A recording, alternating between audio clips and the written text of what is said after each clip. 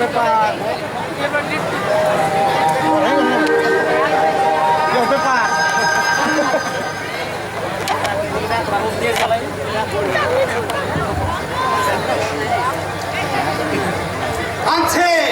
কাঁদছে কাঁদছে আজকে সকালের খবরের কাগজে বিশাল হেডলাইন। ও যুগটার হলো কি?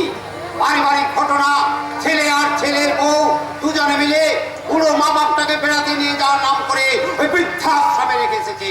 নেই নেই নেই, আজকের যুব সমাজের মধ্যে মানবতার লেশ মাত্র নেই। এক সময় ছিল বিনিময় প্রথা, উঠে গেছে। আমি বলছি না উঠেনি, উঠে যায়নি। মা বাবাদের সঙ্গে সন্তানদের সেই প্রথা আজও চলছে। মা বাবারা সন্তানদের জন্ম দিচ্ছে, দিচ্ছে স্নেহ, আদর, মমতা। বিনিময়ে বিনিময়ে সেই সন্তানদের দল জ্বালা, কষ্ট, অপমান আর যন্ত্রণা। যন্ত্রণা, এই যন্ত্রণা আমার কিছুতে পাচ্ছি না। তোর আবার কি হলো? কি পাচ্ছিস না? ভালো লাগছে না। পুলিশের ডিউটি করতে একদম আর ভালো লাগছে না। পুলিশের ডিউটি করতে যা বাবা মানে তাই এখন সংসার চালানো মুশকিল বাবা। তাই তো মাঝে মাঝে ঘুষ তুল নিতাম বাবা, কিন্তু এখন তো ঘুষ তুল নেওয়া বন্ধ করে দিচ্ছে। তাই তাই আমিও ঘুষ তুল নেওয়া বন্ধ করে দিয়েছি। তাই তো ডিউটি করতে ভালো লাগছে না। ঠিক তা, শুধু ঘুষের ব্যাপার নয় বাবা। এই যে ধরো সকাল 9টায় থানায় পৌঁছতে হয়, আর বাড়ি আসতে আসতে রাত্রি 9টা বেজে যায়, কোনদিন 12টা বেজে যায়। তবে তবে 2-4 টাকা ইনকাম না হলে কিভাবে সংসার চলবে বাবা? তা বলা উপলব্ধ চাপ। আরে ও তুই কোনো চিন্তা করিস না, তুই কোনো চিন্তা করিস না। তোদের মতো ঘুষখোর পুলিশ অফিসারদের হয়ে আমি না হয় প্রতিবাদ করবো। প্রতিবাদ করবে? হ্যাঁ, আমি প্রতিবাদ করবো। আমি নবান্নকে মাননীয় মুখ্যমন্ত্রীকে বলবো, আপনি যেমন কোলা হাতে ডান্ডা মেরে এদের মতো ঘুষখোর পুলিশ অফিসারদের ঠান্ডা করেছেন, আপনি তেমনই চালিয়ে যান। আমি আপনাকে কথা দিচ্ছি, এদের মতো ঘুষখোর জানোয়ারগুলো আপনার পাশে না থাকলেও। আমার শেষ কথা হচ্ছে, পুলিশের ডিউটি করতে একদম আর ভালো লাগছে না। কে কে বলেছে তোকে এই চাকরি করতে? আমি তো তোকে কতবার বলেছি এই চাকরি ছেড়ে দিয়ে আমার সাথে ব্যবসায় মন দে। তুই তো আমার কোনো কথা শুনলি না। তাহলে বল কি করবি বল। হ্যাঁ হ্যাঁ, এ হচ্ছে আমার ভাইপো। আমার ছেলেটা যে কত বড় জানোয়ার সেটা অবশ্য আপনারা এতক্ষণ নিশ্চয়ই জেনে গেছেন। আমার ভাইপোটা কত বড় কুলাঙ্গা। আমার কাছে কি মনে করি? কিছু অভিযোগ আছে বাবা মার নামে, আর সেগুলো আমার হয়ে তোমাকে বলতে হবে। অভিযোগ কারাবতী নামে? তা অভিযোগটা কি? হ্যাঁ হ্যাঁ, আমি ব্যবসা করে যে টাকা উপার্জন করি তা সংসার চালাতে হিমশিম খেয়ে যায়। তারপর ওই গোদের উপর সালা বিষ ফোড়া ওই ক্যাবলা শিলুটা সালা বাবা মার সাথে ও 3 বেলা ঘরে বসে গিয়েছে। তোমার তো তোর ছোট ভাই। আরে ও কত ভাই না ভাই, আমি ওকে ভাই বলে মানিনি আর মানবো না কাকা। কি বলছিস কি তুই? এই বয়সে তোর বাবা মা কাজ করবে? হ্যাঁ হ্যাঁ করবে, কারণ এখনো তো শরীরে ভাঙন ধরেনি। বাবা মা তো শক্ত সামর্থ্য রয়েছে, রোজগার করে 2-4 টাকা তো আমার হাতে তুলে দিতেই পারে। আরে আরে এই বয়সে দেরি জন্য কি কাজ করবে? কেন রে? আয় শোন শোন, বাবা তো স্টেশনের সামনে বসে জুতো পালিশ তো করতে পারবে। বাবাকে তুই জুতো পালিশ করতে চাইছিস? হ্যাঁ হ্যাঁ, আর মা তো বাড়ি বাড়ি ঘুরে বাসন মাজার কাজটা তো করতে পারবে। তুই করতে চাইছিস চাকরির কাজ শুধু করে টাকা পাওয়ার জন্য? হ্যাঁ হ্যাঁ, চাইছি চাইছি চাইছি চাইছি, আমার শুধু টাকা চাই, টাকা। বাহ বাহ বাহ বাহ, পারে দেশের বঙ্গ সন্তান। বাহ, চমৎকার চমৎকার। সে যুগে অন্ধ বাবা মাকে কাঁধে চাপিয়ে তীর্থ করতে নিয়ে গিয়েছিল শ্রবণ কুমার। আর এই যুগের ছেলে বাবাকে জুতো পালিশ করতে পাঠাচ্ছে তোর মতো কুলাঙ্গা। শুধুমাত্র জন্মদাত্রী মাকে সম্মান জানানোর জন্য উত্তাল দামোদর সাঁতার কেটে পার হয়ে বীর সিংহ গ্রামে পৌঁছে গিয়েছিলেন সে যুগের বিদ্যাসাগর। আর এই যুগের ছেলে জন্মদাত্রী মাকে অসম্মান করতে পরের বাড়িতে কাজ করতে পাঠাচ্ছে তোর মতো জানো। আমি বলছি সিগারেটের প্যাকেটের গায়ে লেখা থাকে সিগারেট খাওয়া স্বাস্থ্যের পক্ষে ক্ষতিকর। আর আর তোদের মতো অপদার্থ সন্তানদের জন্য এবার প্রত্যেকটা বাবা মা তাদের নিজের বুকের মাঝে বড় বড় করে লিখে রাখবে, তোদের মতো সন্তানদের জন্ম দেওয়া এই সমাজের পক্ষে ক্ষতিকর। ও বুঝেছি, তার মানে তুমি আমার হয়ে কথাগুলো বাবাকে বলতে পারবে না। ঠিক আছে, দেখা যাক কি করা যায়। চললাম।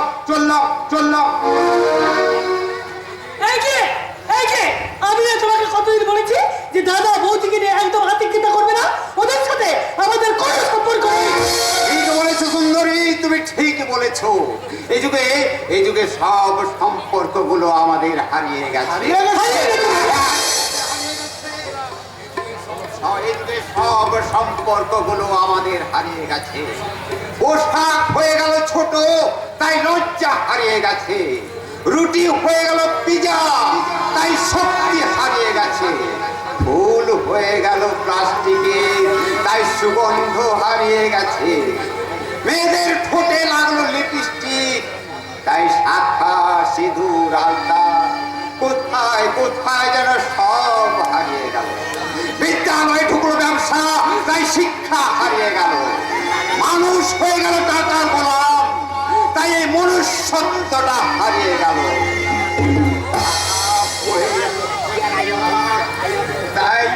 তাই আজকের এই সুরক্ষাটা হারিয়ে গেল। প্রতিবাদ হয়ে গেল সোশ্যাল মিডিয়া, তাই সম্পর্কগুলো সব হারিয়ে গেল। তার জন্য মা কি করতে পারে? আমার খেলাটা তোর মায়ের শুরু করেছিল সুশান্ত। বৌদির নামে মিথ্যে বদনাম দিয়ে তোর মায়েতে সংসারটাকে ভাঙন করেছিল। করেছিলাম আমি যদি ওই মিথ্যা বদনাম না দিতাম, তাহলে এই সংসারটাকে আমি কোনো দিনে আলাদা করতে পারতাম না। আমাকে দিয়ে সব কাজ করিয়েছিল ওই শয়তানি, আমার চোখে জল ফিরিয়েছিল ওই হারাম জাতি। তোমার বাবার সব সম্পত্তি ওরা একাই ভোগ করছে। ওই, আমাদের ভাগটা আমাদেরকে বুঝিয়ে দেয়। আরে মা তো ঠিক কথা বলেছে, তোমাদের নিজের ভাবটা তোমাদের নিজেই বুঝে নেই, তবেই তো সব মেরিয়ে যাবে। আরে কি মিটিয়ে দেবে? হ্যাঁ, ও আমার দাদা, ও আমার শত্রু নয়। আমাদের মধ্যে রক্তের সম্পর্ক রয়েছে। আর থাকার মধ্যে রয়েছে তো ওই বাবার তৈরি করা বসত বাড়িটা আর নদী পারে 2 বিঘা জমি। এখন দেখছি ওটার উপরেও তোদের নজর পড়েছে।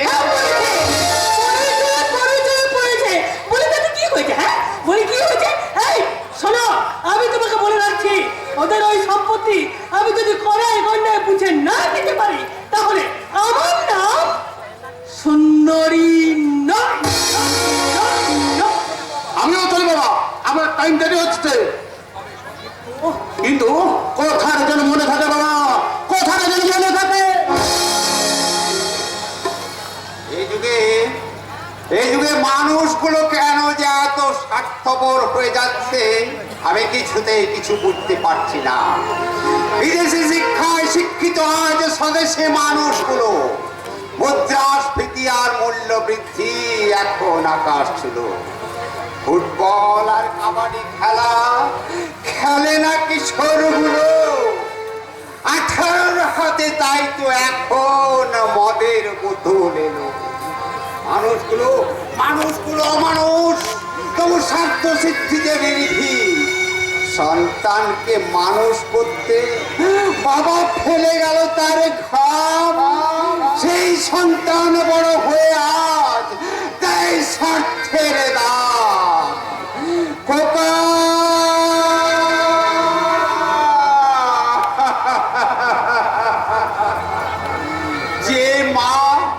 যে মা তোকে জন্ম দিল দুধ খাওয়ানো বুকের থেকে, আজ সেই মায়ের হাত জোটে না।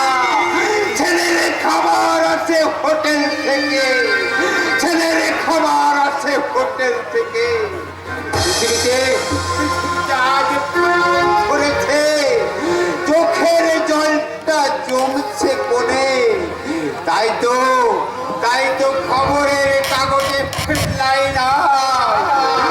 বাবা মা কাঁদছে বৃদ্ধাশ্রমে, বাবা মা কাঁদছে বৃদ্ধাশ্রমে, বাবা মা কাঁদছে। ছেলে আমার মস্ত মস্ত পথে জায়গা ছেলে আমার মস্ত মস্ত পথে জায়গা আমি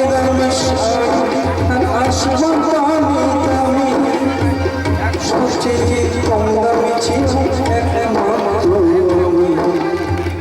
ছেলে আমার প্রতি অগাধ শ্রদ্ধা, আমার অধিকার বিভাষা, আমার অধিকার বিভাষা, আমার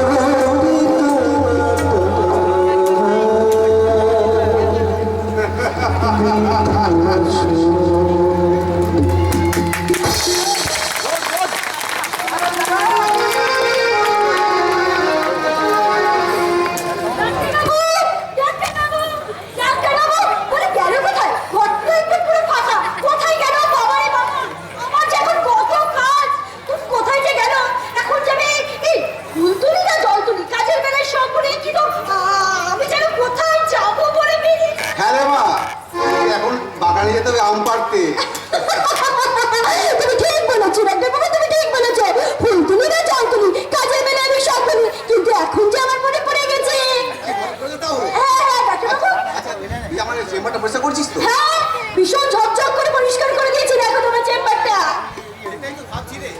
তুই আমার চেম্বার পরিষ্কার করে দিস, আমার প্রেসক্রিপশনের জন্য ওষুধগুলো সব বুঝিয়ে দিস।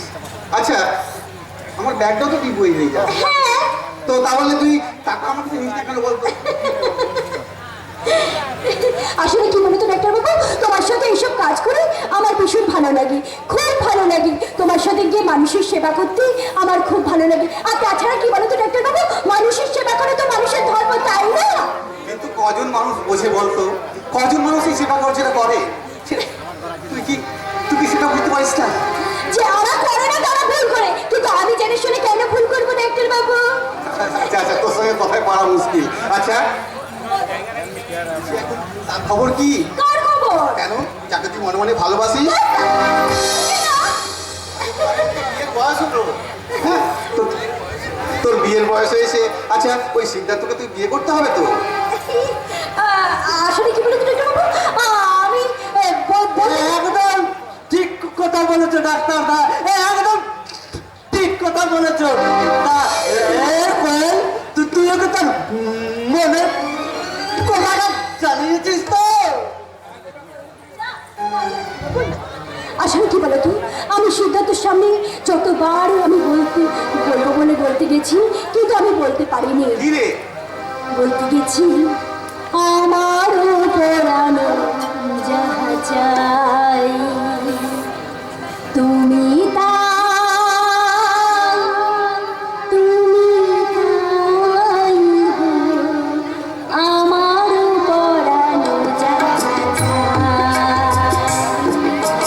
তোমা ছাড়া আর জগতে মোর কেহ নাই, কিছু নাই গো, আমার পরানো যাহা চাই। বললে তো হবে না রে মা, মনের কথাটা গিয়ে তুই বলতে হবে। তুই যদি মনের কথাটা না বলিস তাহলে সে বুঝবে কি করে? যেমন ধর, আমার কাছে যদি কোনো পেশেন্ট আসে, তাকে যদি সে রোগের কথাটা আমাকে খুলে না বলে, তাহলে আমি কি করে বুঝবো তার রোগ হয়েছে? তাই তুই মনের কথাটা জানিয়ে দে। ঠিক আছে ঠিক আছে, আমি বলে দেবো বলে দেবো। আর কোয়েল, তুই কিন্তু বিয়ের কথা কোনো ভাবিস নেই। আমি আমি দাঁড়িয়ে থেকে তোর সব বিয়ের ব্যবস্থা করে দেবো। কোনো কিছুটির অভাব রাখবো না, কোনো কিছুটির অভাব রাখবো না। আমাকে তো এখন ঠাকুর মন্দিরে গিয়ে ঠাকুর মশাইকে ধরে আনতে হবে। ধরে না হয়ে গেছে এবার ঠাকুর মশাইকে ধরে আনা হয়ে গেছে। তারপর পাঁজি দেখে একটা ভালো লগ্ন ঠিক করতে হবে। তারপর কি রইল বাকি? হ্যাঁ, তারপর কেনাকাটা। কেনাকাটা যা লাগে সব আমি দেবো। ও ব্যাস ব্যাস ব্যাস ব্যাস ব্যাস, তাহলে তার কোনো চিন্তা রইল না। পরে দুটি পাঞ্জাবি, কোনের বেনারসি আর পরের আংটি, বোতাম আর ঘড়ি পরে নাও সবাই সব। তারপর কি? হ্যাঁ, তারপর আলমারি আর ড্রেসিং টেবিল আর ফুলো সজ্জার খাট। ডাক্তার না বলো, ডাক্তার না, খাটটা না একটু শক্ত দেখে কিনে দেবো। খাটটা ভেঙে না যায়।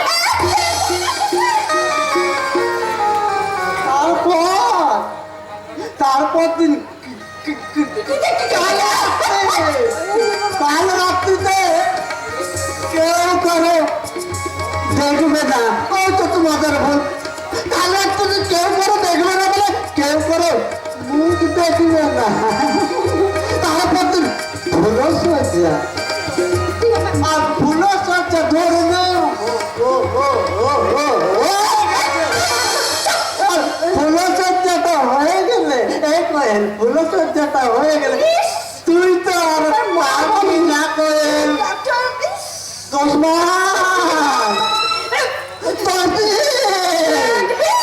করোনা হতে তুই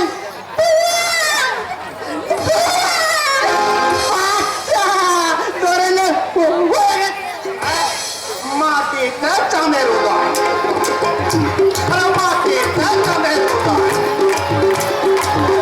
কত দেবে বলে? কারো না ছেলে, ছেলে হোক, ছেলে হোক, মেয়ের কোলে ছেলে হোক। বলে না চাম্পা চামিলে ঢাঙ্গা না গো, চল ঢোল বাজা, ঢোল বাজা।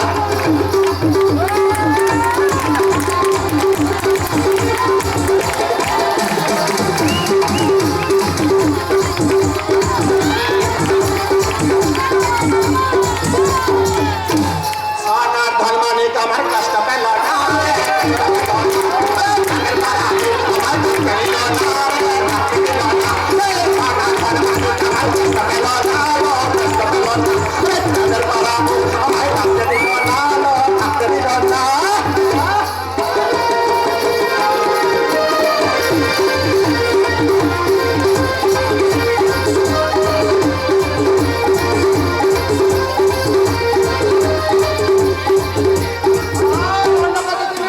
বলে বাইরে কত টাকা টাকা? 5,000 টাকা, একটা নতুন শাড়ি আর এক ভরি সোনার কানের দুল। তা নাহলে ছেলেটাকে ফেরত দেবে না। আমি তুই এখানে, তোর এখানে কি চাই? তোকে এখানে আসতে বাউল করেছি আমি। কেন রে দাদা, কেন শোনে? আমাকে এখানে আসতে বারো করছি কেন শোনে? তুই যেখানে যাসবি সেখানে বিষ ছড়িয়ে যাবে, বিষ বিষ। এটা তুই একদম হক কথা বলেছিস রে দাদা। ছাড় পোকা, ছাড় পোকা রে দাদা।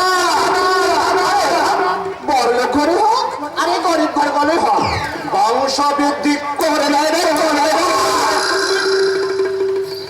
তাই তো বলছিলাম রে দাদা, বেশি বাড়াবাড়ি করিস না। তা না হলে তোকে মোচা ডবায় চুবিয়ে চালিয়ে বাজিয়ে পাচ্ছা না।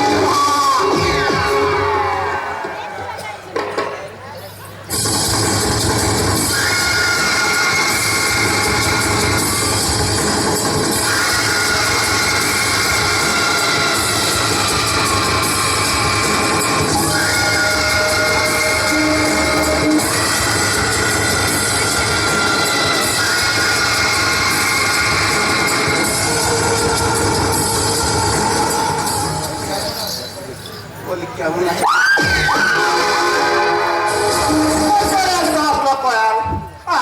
আমাদের ভয় পাস কেন রকম এই? হ্যাঁ তোর যা আছে আমার তো তাই আছে। কথা শুনে একটাই, তুই পেটে বাচ্চা করতে পারিস আর আমার সেই বাচ্চা না। আমার আবার অনেক কাজ আছে। ফুলকুনি নজ্জল তুমি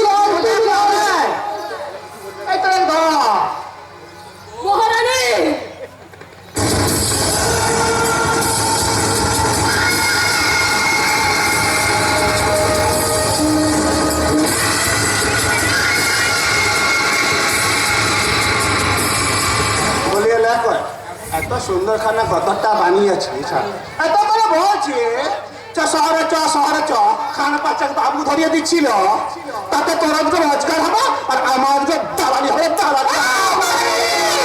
এই কথাটা অনেকবার উচ্চারণ করে বাচ্চাদের একটা মুক্ত আমি ভেঙে দেবো। বুঝেছিস? আরে চাপাচাপি ঢাকা এই ভাত নাম ঢোল বাজারে ঢোল বাজা। তুই যদি কিছু বলবে না কিন্তু আমার থেকে বাঁচাতে আসিস না, কারণ তুই আমার লক্ষ্মীর রূপ দেখেছিস, কালুর রূপ দেখেছিস। বুঝেছিস? আমি হলাম মন্ত্রসাপ। আমার চোখে তুই এক ছবলে ছবি হয়ে যাবি, তাই তোর নামে লেগে চন্দ্রবিন্দু চাঁদটা বসে যাবে।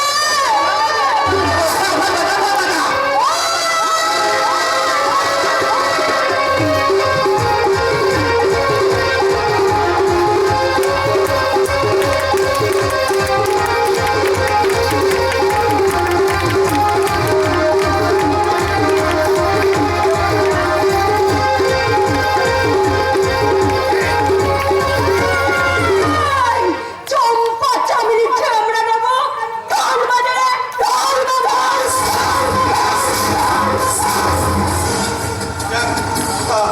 আমিও যাই। এতদিন জানতাম লোক কাকাতুয়া কথা বলে, হ্যাঁ আজ দেখছি আবার কয়েল পাখিরও মুখে বলি ফুটেছে না বলি ফুটেছে। আমিও যাই, আমার দেরি হয়ে গেছে। আরে দাদা গো দাদা, যে কথাটা বলতেছেন এটা তখন বলাই হয়নি গো। কি বল কি কথা বল। বলে তোমার মেয়ে তোমার মেয়ে পামেলা। পামেলা কি হয়েছে? মেয়ে কি করছিস? শহরের ঢ্যাম না আমার পামেলা। তোমার মেয়ে পামেলা শহরে লেখাপড়া শিখে গায়ে ফিরছে রে। পামেলা আমার পামেলা গায়ে ফিরছে। আমার বুকটা ভরে যাচ্ছে। তাই তো বলছিলাম রে দাদা, আমার বিরুদ্ধে যেও না, তাহলে কিন্তু তোমাকে আমি তোমার মেয়ে পামেলাকে আমি পৃথিবী থেকেই আমি তোর ভয় করছি। আমার মেয়ের মধ্যে তুই পাঁচিল তুলে দিস না। আমার মেয়েকে আমি তিল তিল করে মানুষ করেছি, তাই তো বাবা মেয়ের মাঝে পাঁচিল তুলে দিস না। আমাকে একটু পাঁচিল দে, আমাকে একটু পাঁচিল দে।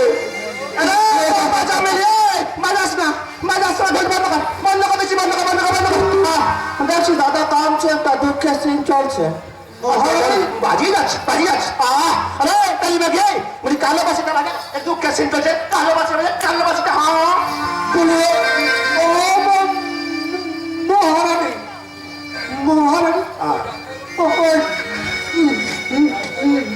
ডাক্তার কি সব বলে গেল? আমি কিছু বুঝতে পারলাম না গো। এত বোঝাবুঝির কি আছে রে ঢ্যাবনা? হ্যাঁ এত বোঝাবুঝির কি আছে? ও সময় এলে তো ঠিক বুঝতে পারবি। মহারানী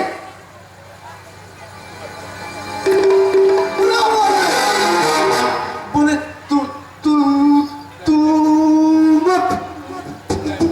প্ল্যানটা কি বলে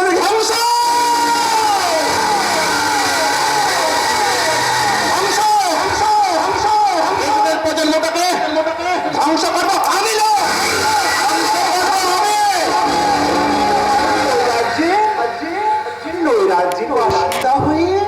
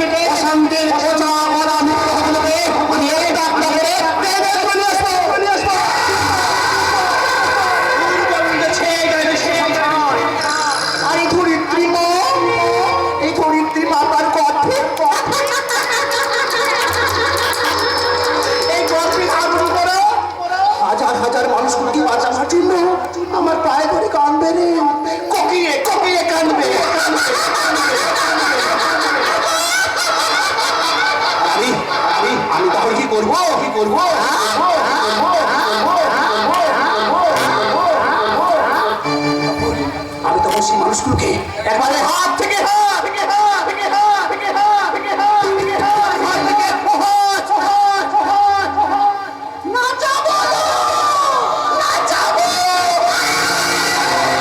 চম্পা চাবি ধ্যান রাখো ঢোল বাজানো ঢোল বাজা